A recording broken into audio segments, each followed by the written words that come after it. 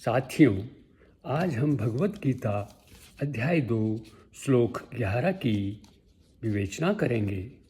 इसी श्लोक से भगवान अर्जुन को दिव्य ज्ञान देना प्रारंभ करते हैं। अर्जुन का शोक दूर करने के लिए भगवान कहते हैं, सुनिए यह श्लोक। अशोच्यानन्वशोचस्त्वं प्रज्ञावादांश्च भाससे गतासूंश्च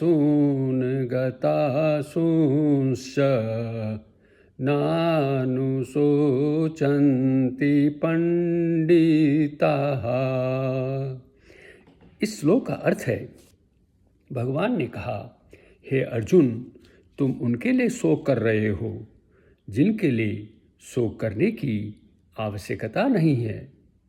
तुम विद्वानों जैसे बातें करते हो, परंतु विद्वान तो न जीवित व्यक्ति के लिए और न ही मृत व्यक्ति के लिए शोक करते हैं। अब हम इस श्लोक की विस्तृत व्याख्या करेंगे।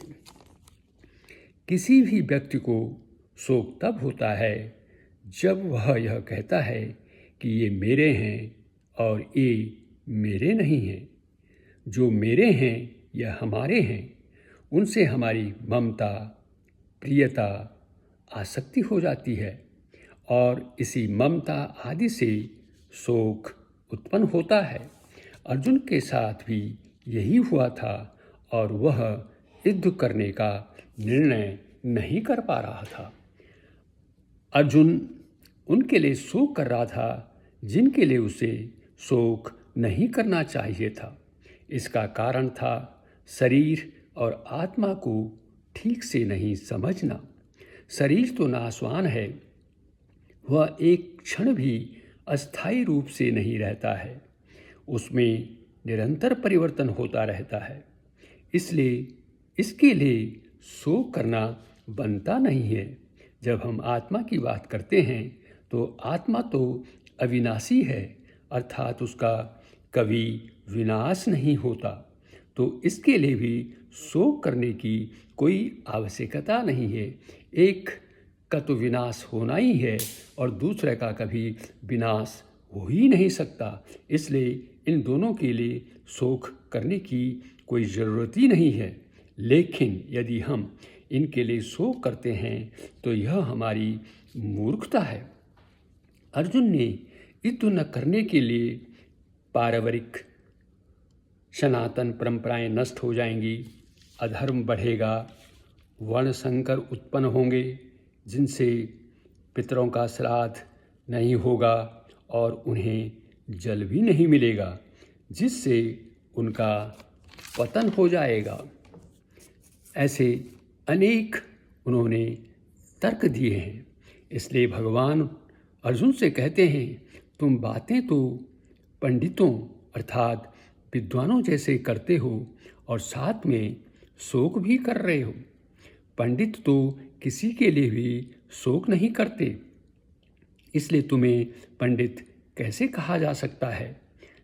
शरीर और आत्मा के इस भेद को जानने वाले विवेकी मनुष्य मृत अथवा जीवित किसी भी प्राणी के लिए शोक नहीं करते।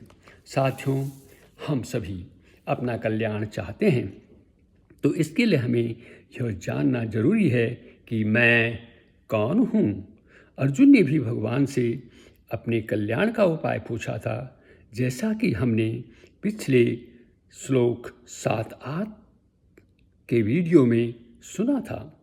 शरीर और आत्मा का भेद स्वीकार करने से ही हमारा कल्याण हो सकेगा।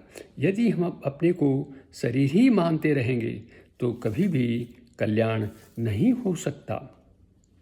साथियों, जो वस्तु अपनी न हो उसको अपना मान लेना और जो वस्तु वास्तव में अपनी हो उसे अपना न मानना बहुत बड़ी भूल है। अपनी वस्तु वही हो सकती है जो सदा हमारे साथ रहे और हम सदा उसके साथ रहें। शरीर एक क्षण भी हमारे साथ नहीं रहता और परमात्मा निरंतर हमारे साथ रहते हैं। क्योंकि शरीर का संबंध तो संसार से है और आत्मा का संबंध परमात्मा के साथ है। इसलिए शरीर को अपना मानना और परमात्मा को अपना न मानना सबसे बड़ी भूल है।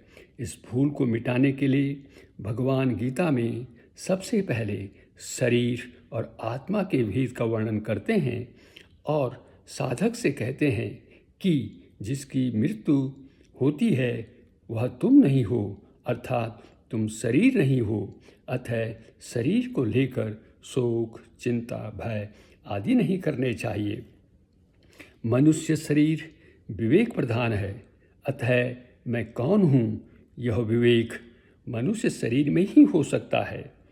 शरीर को मैं, मेरा मानना, इसे मनुष्य बुद्धि नहीं कहेंगे, बल्कि यह तो पशु बुद्धि है। अतः हमें शरीर और आत्मा के भेद को स्पष्ट रूप से स्वीकार करना होगा, तभी हमारा कल्याण हो सकता है। साथियों, यह वीडियो यदि आपको अच्छा लगे तो इसे फॉरवर्ड, लाइक, सब्सक्राइब तथा कमेंट करना न भूलें। वीडियो देखने के लिए बहुत बहुत धन्यवाद।